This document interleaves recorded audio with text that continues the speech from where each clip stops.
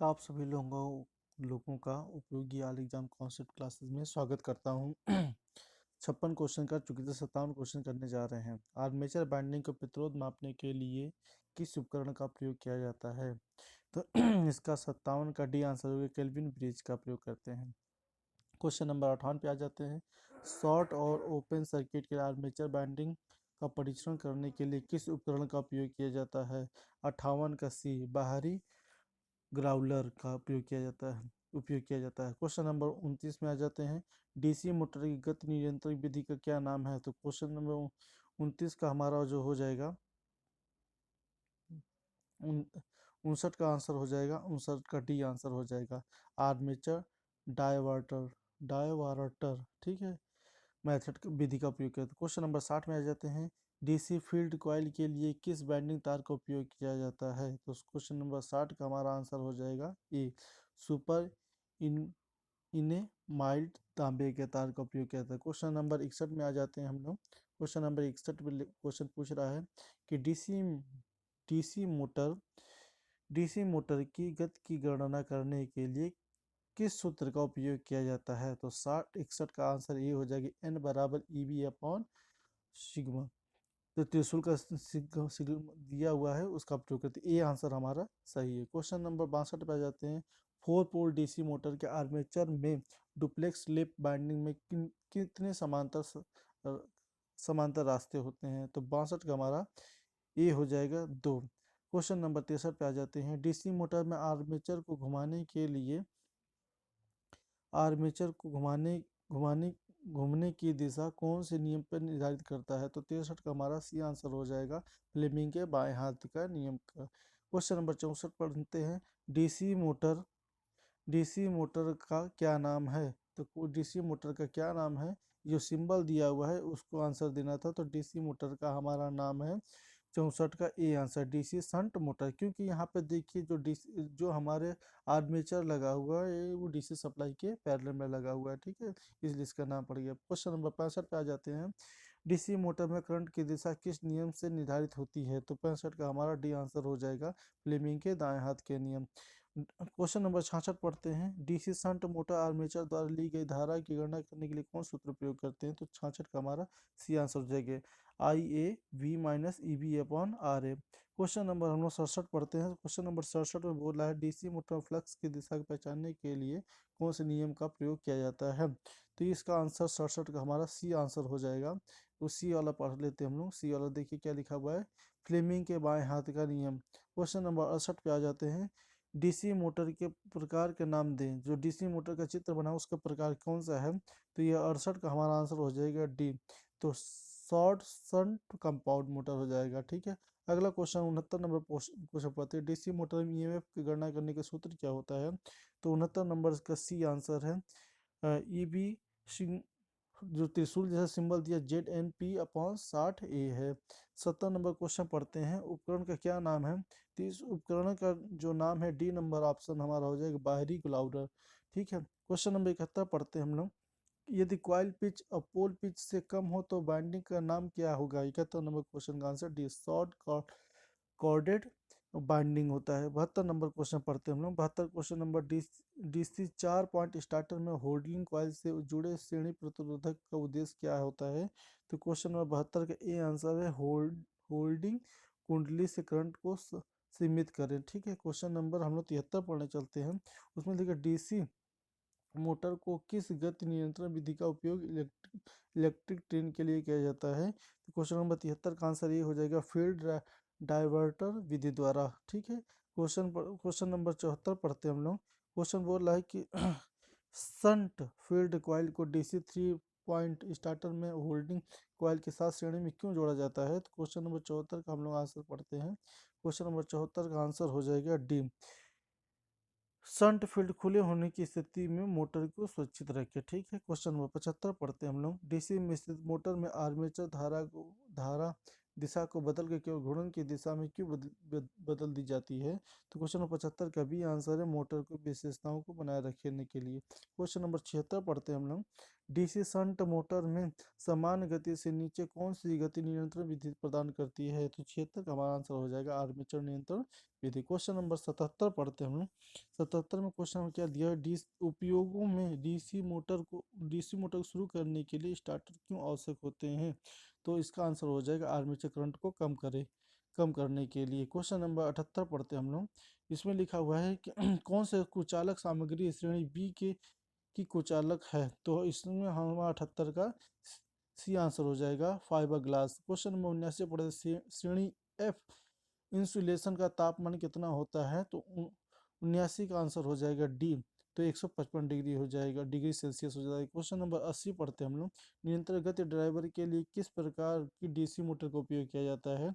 तो 80 का हमारा भी आंसर हो जाएगा DC shunt motor. Question number हम लोग 81 पढ़ते हैं। तो क्वेश्चन नंबर 81 में इधर ही दिया हुआ है, जो हम लोग आगे बढ़ गया तो लिखा है लिफ्ट में किस प्रकार डीसी मोटर का उपयोग किया जाता है? तो हमारा 81 नंबर का आंसर हो जाएगा डी, डीसी संचार यौगिक मोटर का प्रयोग करते हैं। क्वेश्चन नंबर 82 में आ जाते हैं हम लोग। क्वेश्चन नंबर 82 पढ़ते हैं। क्वेश्चन नंबर 82 में लिखा हुआ गति नियंत्रण का कौन सा तरीका डीसी श्रेणी मोटर में रेटेड गति के नीचे गति देता है? तो 82 का हमारा डी आंसर हो जाएगा आर्मेचर डायरेक्टर विधि। क्वेश्चन नंबर 83 में आ जाते हैं हम। क्या प्रभाव है कि अगर चलने के दौरान 4 बिंदु स्टार्टर प्रतिरोधक एक कट ऑफ है? तो क्वेश्चन नंबर 83 का हमारा आंसर हो जाएगा बी, धीमी गति से चलता है। क्वेश्चन नंबर 84 में आ जाते हैं।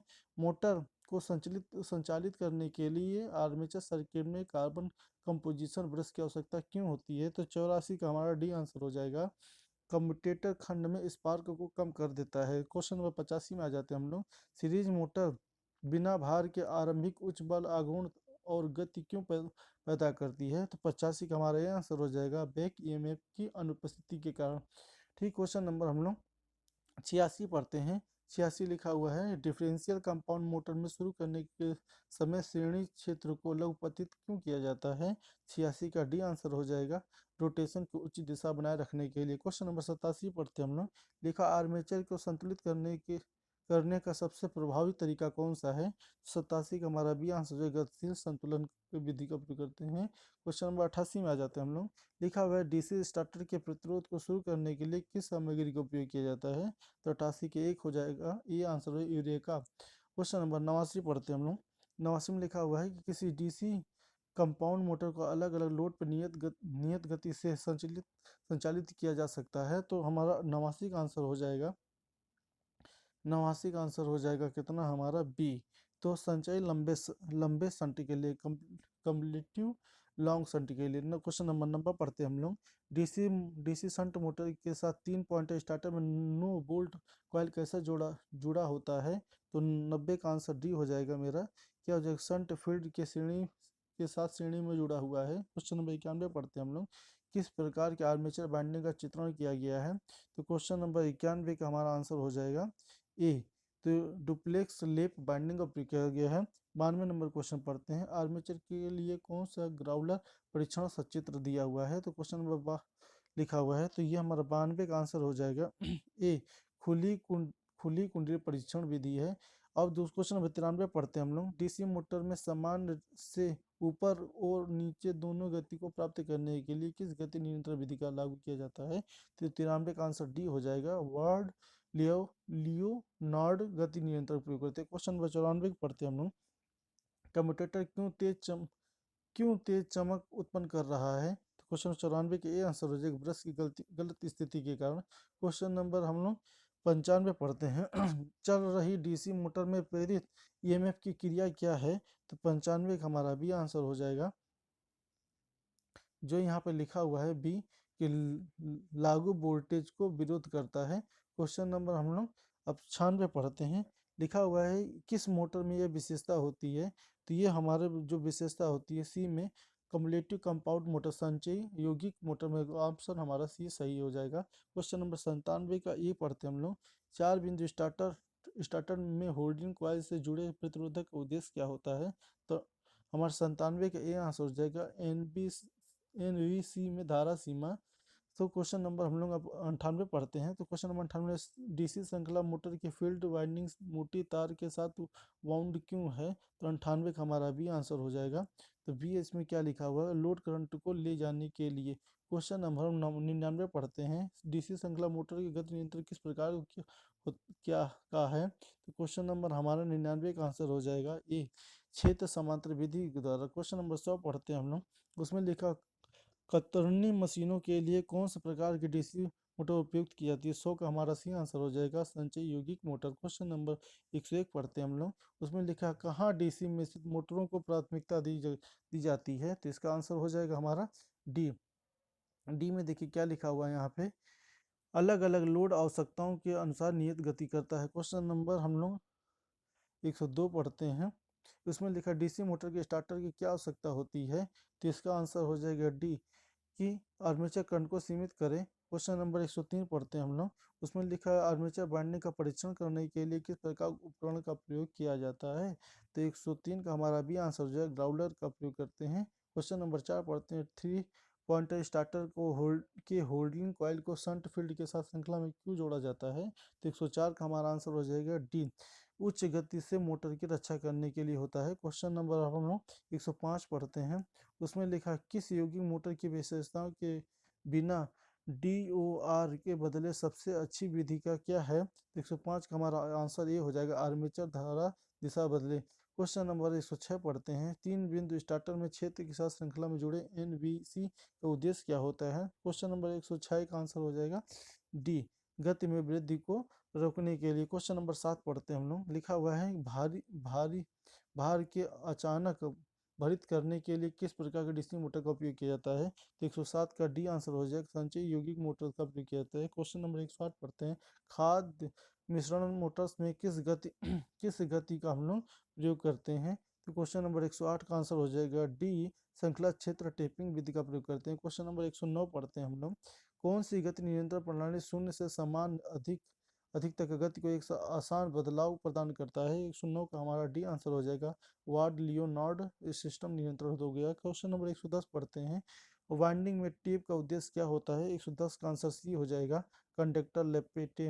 अगर क्वेश्चन नंबर 111 पढ़ते हैं हम लोग, किस प्रकार की डीसी आर्मेचर फ्रंट पिच पीछे की पिच से अधिक होती है? तो 111 का आंसर हमारा डी हो जाएगा रेट्रो ग्रेविसिंग ग्रेविसिंग वाइंडिंग हो गया। क्वेश्चन नंबर 112 पढ़ते हैं, VA रेटिंग के लिए कोर सामग्री के क्रॉस सेक्शनल क्षेत्र को क्या कम करता है? क्वेश्चन नंबर 112 का आंसर हो जाएगा हमारा सी हो जाएगा उच्च मिश्र धातु के चादर के लिए उपयोग करते हैं। क्वेश्चन नंबर 113 पढ़ते हैं, 4 ध्रुव डीसी मोटर में आसन्न ध्रुवों में विपरीत ध्रुवता कैसे प्राप्त करें? तो 113 का आंसर हो जाएगा डी, धारा प्रवाह को अलग दिशा में बनाना होता है। क्वेश्चन नंबर 114 पढ़ते हैं हम लोग, रिवाइंडिंग प्रक्रिया में यह क्रिया क्या है? रिवाइंडिंग प्रक्रिया में 114 का सी का आंसर है वेजेस को घटाना। क्वेश्चन नंबर 115 पढ़ते हैं, वाइंडिंग में उपयोग की जाने वाली कौन सी कुचल सामग्री अत्यधिक गैर हिग्रोस्कोपिक नमी को सोखने वाली होती है, अच्छी विद्युतीय शक्ति रखती है? तो 115 का आंसर हो जाएगा सी। जो सी इसका आंसर है वो किस तरह रखेंगे, इसमें देखिए क्या लिखा है, मिनी नेक्स्ट पेपर का प्रयोग करते हैं। क्वेश्चन नंबर 116 पढ़ते हैं, किस प्रकार का आर्मेचर बाइंडिंग का चित्रण किया गया है? तो 116 का आंसर सी हो जाएगा डुप्लेक्स वेब बाइंडिंग का प्रयोग किया गया। क्वेश्चन नंबर 117 पढ़ते हैं, उसमें रिट्राग्रेसिव वेव बाइंडिंग के लिए औसत पिच की गणना करें। यदि आर्मेचर कंडक्टर की संख्या 14, स्लॉट की संख्या 7 है और ध्रुवों की संख्या 2 है, तो 117 का आंसर बी हो जाएगा 6। क्वेश्चन नंबर 18 पढ़ते हैं, प्रतिक्षेप के बाद आर्मेचर के लिए किस प्रकार का परीक्षण चित्रित किया गया है? 118 का हमारा बी आंसर हो जाएगा दिया हुआ है। तो बी क्या है, लघुपतित कुंडली परीक्षण किया जाता है। क्वेश्चन नंबर 119 पढ़ते हैं, तो उसमें वार्निशिंग से पहले नए रिबाइंडिंग आर्मेचर गर्म क्यों किया जाना चाहिए? तो 119 का ए आंसर हो जाएगा इससे नमी को बाहर निकाल सके हम लोग। क्वेश्चन नंबर 120 पढ़ता हूँ, डीसी कंपाउंड मोटर की घूर्णन की दिशा कैसे बदली जाती है? तो 120 का एक आंसर आर्मेचर धारा की दिशा बदलकर। क्वेश्चन नंबर 121 पढ़ते हैं, डीसी डीसी शंट मोटर में क्या प्रभाव पड़ता है यदि इसकी आपूर्ति टर्मिनलों को टर्मिनलों को आपस में बदल दिया जाता है? तो इसका आंसर कितना हो जाएगा? 121 का सी आंसर हो जाएगा। 121 का सी सी आंसर हो जाएगा क्या, एक ही दिशा में चलता है। क्वेश्चन नंबर 122 पढ़ते हैं। यदि डीसी शंट मोटर की फील्ड वाइंडिंग ओपन सर्किट में हो तो गति क्या होगी। 122 का हमारा डी आंसर हो जाएगा। बहुत तेज गति में चलती है। क्वेश्चन नंबर 123 पढ़ते हैं हम लोग।